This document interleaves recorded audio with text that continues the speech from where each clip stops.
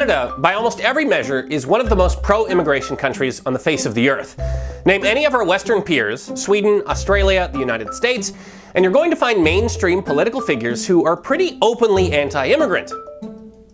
But not us. Here's what it looked like when leadership candidates for our Conservative Party were asked about immigration rates. Last year, Canada took in more immigrants than at any other time in our history. We need more Canadians. We need more workers. We need more skilled workers in our economy. We're not meeting our skilled labor shortage, not even close. We need the workforce, frankly, but when we bring immigrants here, we need to make sure they have the freedom to own a home. We need a compassionate immigration system that will have jobs for people. We integrate through a job. We integrate through language. We integrate by allowing people to integrate into communities. And credentials is one of the key elements to integrate Canadians. We need to unleash the Canadian economic potential through immigration. And I think that Canada's multiculturalism is beautiful. Democracy and opportunity is why immigrants come to Canada. Those are conservative values. Thank you.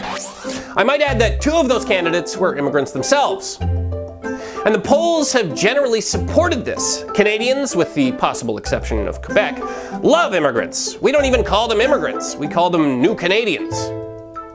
But something weird has started to happen in just the last few years. Here's a poll from November in which a majority of respondents said that, hey, maybe immigration rates are a bit too high. You're also getting a trickle of stories like these in which professors and analysts are saying, given current conditions, our immigration plans may not be the best idea. And here's the big reason why. Immigration to Canada has always been pretty high relative to other countries, but in just the last couple of years, it has hit the highest level in our entire history. Last year, we brought in 431,000 new Canadians. That's the equivalent of an entire Halifax of newcomers. And remember, there was a period in the early 20th century when we were frantically bringing in literal steamships full of Eastern European immigrants to homestead the prairies. We're breaking records even from then. Meanwhile, the Canada of today has 2 giant national crises that didn't exist in 1913. Our healthcare system is constantly on the verge of collapse, and our housing is some of the most unaffordable on earth.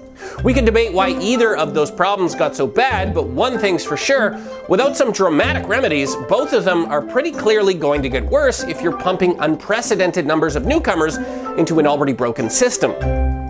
Neither housing nor healthcare were a problem the last time we were bringing in 500,000 people a year. Where are you gonna live? In this piece of uncleared subarctic wilderness we just gave you. Where are you getting healthcare? I don't care. Find your own doctor. And this is the nub of why Canadians are suddenly getting squirrely about immigration. You don't have a government who's saying, oh, hey everyone, we have this grand national project to bring in an extra Halifax worth of new Canadians every year. So here's our plan to dramatically expand housing starts, fix healthcare shortages, and maybe expand some of the infrastructure. No, it's basically, immigration is good for growth, so we're taking in as many as we possibly can. Take a look at this press release bragging about our record-breaking immigration levels for 2022. It's basically all about the economic benefits. They might as well be bragging about a record wheat harvest. And it turns out immigrants aren't tremendously pleased with this system either. It was bad enough when we hoodwinked thousands of Ukrainians into homesteading some patch of frozen mud in the middle of Athabasca. But is it all that different to bring in an engineer from India who has to live in a $3,000 a month basement apartment, can't get a family doctor, and is driving an Uber until his credentials get recognized?